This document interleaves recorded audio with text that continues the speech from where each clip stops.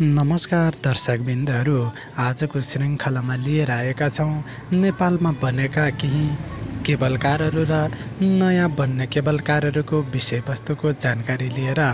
कृपया भिडियोलाई अन्तिमसम्म हेरिदिनुहोला। नेपालमा पूर्वदेखि पश्चिमसम्म गरी कुल 6वटा केबलकारहरू सञ्चालनमा छन्। 1वटा परीक्षणकालमा छ भने 1वटा निर्माणाधीन र 6वटा निर्माणको तयारीमा छन्।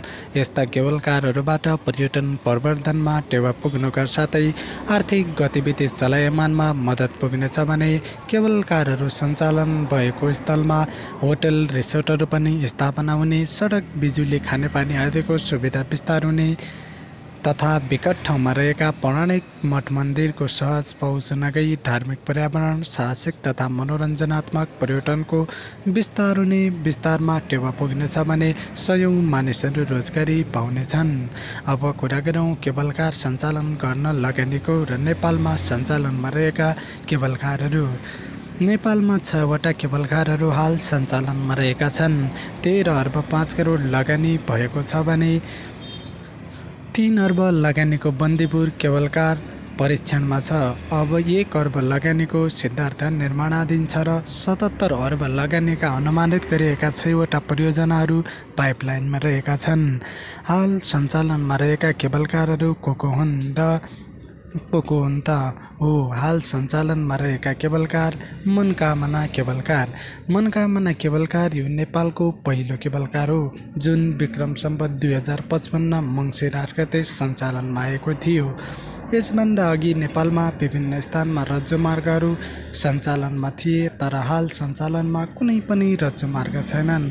मनकामना केबलकारले चितवन जिल्लाको कुरिन्टारदेखि गोर्खा जिल्लाको मनकामना मन्दिरलाई जोडेको छ।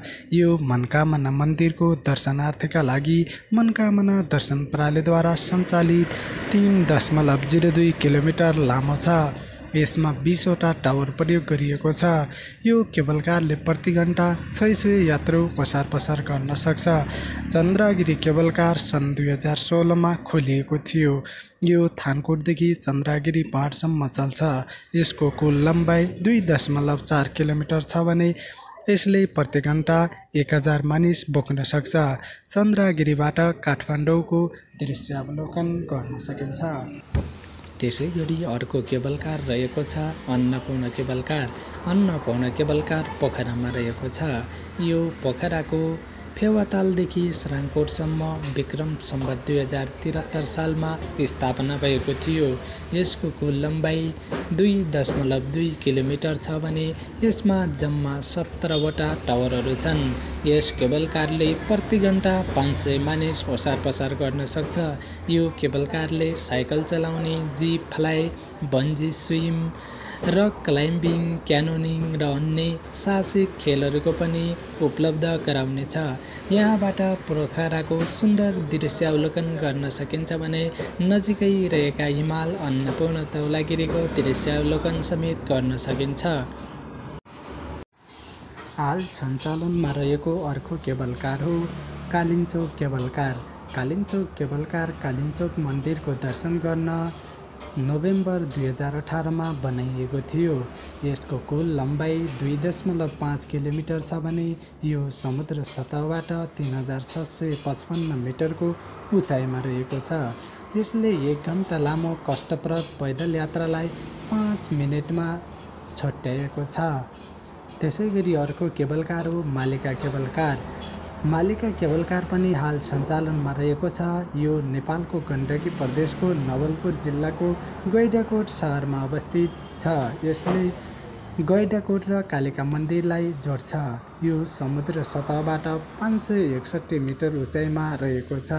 यस केबलकारमा जम्मा 12वटा क्याबिन रहेका छन्। यसले पनि पैदल यात्रालाई छोट्याएर सहज र छिटो बनाएको छ।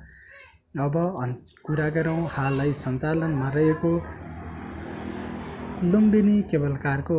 लुम्बिनी केबलकार बुटवलको गोल पार्कदेखि पाल्पाको बसन्तपुरसम्म 24वटा टावरसहित 3 किलोमिटर दूरीमा रहेको छ। यसले दैनिक 6000 यात्रुलाई ओसार पसार गर्न सक्दछ। यसले भारत, भैरहवा र बुटवलमा अप्रिलदेखि सेप्टेम्बरसम्म गर्मी हुने भएकाले गर्मीमा मान्छेहरू चिसो खोज्ने भएकाले यो केबल कारबाट 3 किलोमिटर दूरीमा रहेको 10 मिनेटमा पुग्न सकिने बसन्तपुर पहाड चढेपछि चिसो र मनोरम महसुस हुन्छ। त्यसैले यो आन्तरिक र बाह्य पर्यटकका लागि एक गन्तव्य हुनका साथै लाखौँ पर्यटकहरू भित्र्याउने केबल कार पनि हो। अब कुरा गरौँ परीक्षण कालमा रहेको cable car Bandipur cable car. Bandipur cable car डुम्रीदेखि बन्दीपुरसम्मको छ। यो 1.7 किलोमिटर लम्बाइको छ भने यसमा 3 अर्ब लगानी रहेको छ। अब छिट्टै यो सञ्चालनमा आउँदैछ। त्यसै गरी निर्माणाधीन अवस्थामा रहेको अर्को केबल कार हो Siddhartha cable car. Siddhartha cable कारले बुटवललाई पाल्पा नुवाकोटसँग जोड्ने काम गर्नेछ। यसको कुल लम्बाइ 1.94 किलोमिटर छ भने यसमा जम्मा 1 अर्ब लगानी रहेको छ।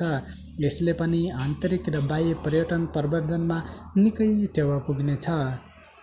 त्यसै गरी अब निर्माण हुने तयारीमा रहेका लगभग 77 अर्ब लगानी आवश्यक पर्ने केबल कारहरू पाथिभरा 2.5 किलोमिटरको हुनेछ भने जलपादेवी 3.1 किलोमिटरको, सिक्किले 6.4 किलोमिटरको, छिम्केश्वरी 3.6 किलोमिटर, चम्पादेवी 2 किलोमिटर र नेपालको सबैभन्दा बढी लागत अर्थात् 50 अर्ब लगानीको हुनको साथै विश्वको सबैभन्दा लामो केबल कार नेपालको Pokhara Muktinath 86 kilometre cable car बन्नेछ भने यसले देशको पर्यटन विकासमा निकै मद्दत पुर्याउने निश्चित छ भने हजारौं संख्यामा रोजगार उपलब्ध हुनका साथै पूर्वाधारको पनि विकास हुनेछ भने नेपालमा रहेका धार्मिक, ऐतिहासिक र पर्यटकीय स्थलको पहिचान र प्रचार हुनेछ।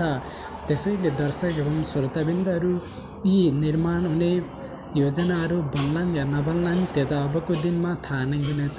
तर अबका लागतमा निर्माण हुने यी महत्त्वपूर्ण योजना निर्माण हुने हुन् भने हजारौं रोजगारी सिर्जना भएर देशलाई फाइदा नै हुनेछ। देशको अर्थतन्त्रमा पनि यसले सहयोग पुर्याउने नै छ।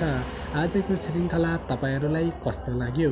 यदि राम्रो लाग्यो भने भिडियोलाई लाइक, सेयर र एक कमेन्ट गर्न भने नभुल्नुहोला।